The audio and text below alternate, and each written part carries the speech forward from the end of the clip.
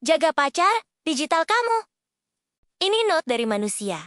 Artikel ini hasil diskusi dengan Fit, AI Gemini, 2,5 flashlight yang terkurasi. Dan buat kamu yang masih single atau jomblo, maaf ya, kalau artikel ini bikin kamu baper. Menjaga data pribadi mulai dari diri sendiri. Hello? Pernahkah kamu merasa nyaman sekali saat mendaftar ke sebuah layanan baru? Katakanlah untuk nonton film atau mendengarkan musik. Praktis kan? Rasanya seperti punya pacar digital yang selalu siap sedia menemani aktivitas online kita. Nah, bayangkan, data pribadi kita itu seperti pacar atau pasangan kita. Kita ingin dia aman kan? Kita ingin tahu kemana dia pergi, dengan siapa dia berinteraksi, dan apa yang dia lakukan di luar sana. Sama halnya dengan data pribadi kita. Di era digital ini, data kita itu seperti pasangan yang pergi ke banyak tempat, mulai dari email, medsos, layanan musik, hingga aplikasi belanja. Setiap kali kita menggunakan fitur daftar dengan email atau masuk dengan medsos, kita sebenarnya sedang memberikan izin kepada layanan baru itu untuk mengenal dan berinteraksi dengan sebagian dari diri pasangan kita, yaitu data pribadi kita. Data pribadi itu ibarat diri pasangan kita. Secara sederhana, data pribadi itu adalah segala informasi tentang diri kita yang bisa mengidentifikasi siapa kita, mulai dari nama, tanggal lahir, alamat email, nomor telepon, sampai ke hal yang lebih spesifik seperti data kesehatan, sidik jari, atau bahkan kebiasaan browsing kita. Ibaratnya, ini adalah detail-detail tentang pasangan kita yang membuatnya unik dan bisa dikenali. Undang-Undang Perlindungan Data Pribadi atau UU PDP di Indonesia membaginya menjadi dua jenis utama. Mirip seperti ada informasi dasar tentang pasangan kita, dan ada juga informasi yang lebih sensitif dan mendalam. Data pribadi yang spesifik, ini adalah data yang kalau sampai disalahgunakan, dampaknya bisa besar sekali. Bayangkan saja, kalau data kesehatan atau catatan kejahatan kita tersebar, itu bisa menimbulkan diskriminasi atau kerugian yang serius, seperti yang diatur dalam undang-undang kita. Pikirkan ini seperti rahasia terdalam pasanganmu yang hanya boleh diketahui oleh orang-orang yang sangat kamu percaya. Kalau data pribadi yang umum, ini adalah data yang lebih umum, seperti nama, jenis kelamin, kewarganegaraan, atau agama. Meskipun terlihat biasa, data umum ini bisa menjadi sangat sensitif jika digabungkan dengan informasi lain, sehingga bisa mengarah pada identifikasi yang lebih mendalam.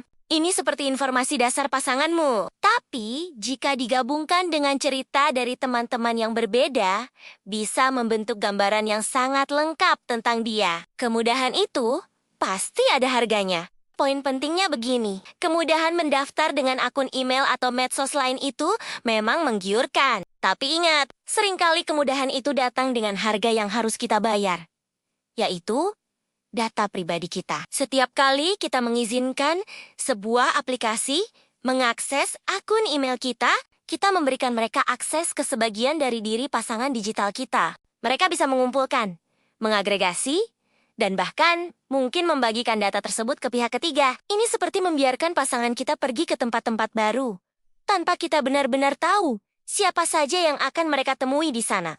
Oleh karena itu, meskipun terdengar sangat praktis, jangan mudah tergoda untuk mendaftar ke banyak layanan hanya karena ada opsi daftar dengan email atau masuk dengan medsos. Coba kita berpikir lebih kritis, seperti saat kita ingin mengenalkan pasangan kita ke teman-teman baru. Apakah layanan ini benar-benar kita butuhkan? Tanyakan pada diri sendiri, apakah semua data yang diminta oleh layanan baru itu memang esensial untuk fungsinya? Atau hanya sekadar ingin tahu saja? Kadang-kadang, kita memberikan izin yang berlebihan, seperti akses ke seluruh kontak atau riwayat lokasi kita. Padahal, layanan itu hanya butuh sedikit informasi untuk berfungsi. Ini seperti bertanya, apakah pacar saya benar-benar perlu pergi ke pesta ini? Atau hanya sekadar ikut-ikutan saja? Bagaimana jejak digital kita dikelola? Setiap interaksi online meninggalkan jejak. Pikirkan bagaimana data tersebut bisa dikumpulkan dan dikombinasikan. Jika kamu menggunakan satu akun email untuk mendaftar ke puluhan layanan, bayangkan betapa lengkapnya profil digital yang bisa dibuat tentang dirimu. Ini seperti memberikan banyak informasi tentang pasangan kamu kepada banyak orang yang berbeda. Semakin banyak jejak, semakin mudah orang lain merangkai cerita tentangmu. Pahami harga dari layanan gratis. Layanan yang gratis seringkali mengandalkan data pengguna sebagai model bisnisnya. Jadi, saat kamu menggunakan layanan tersebut, kamu sebenarnya sedang membayar dengan data pribadi kamu. Ingat, ada pepatah yang mengatakan, jika kamu tidak membayar untuk produknya, kemungkinan besar kamu adalah produknya. Ini adalah insight penting yang seringkali terlewatkan. Lakukan audit privasi secara berkala.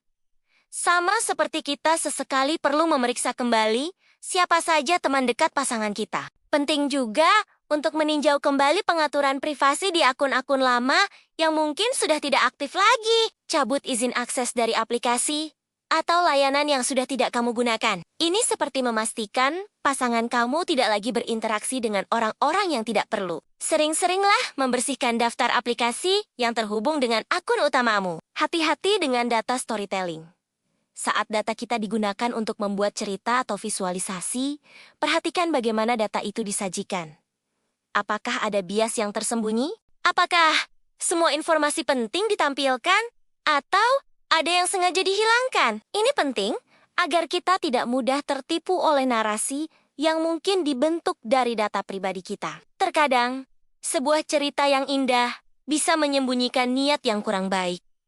Selalu pertanyakan, apa yang tidak diceritakan? Ini juga bagian dari kemampuan refine and reflect kita. Seperti yang selalu kita diskusikan. Pentingnya hak-hakmu sebagai pemilik pacar. Ingat, menurut Undang-Undang PDP, kamu punya hak atas datamu. Kamu berhak tahu siapa yang mengumpulkan datamu, untuk tujuan apa, dan bahkan berhak meminta datamu dihapus atau diperbaiki. Ini seperti memiliki kendali penuh atas pasanganmu.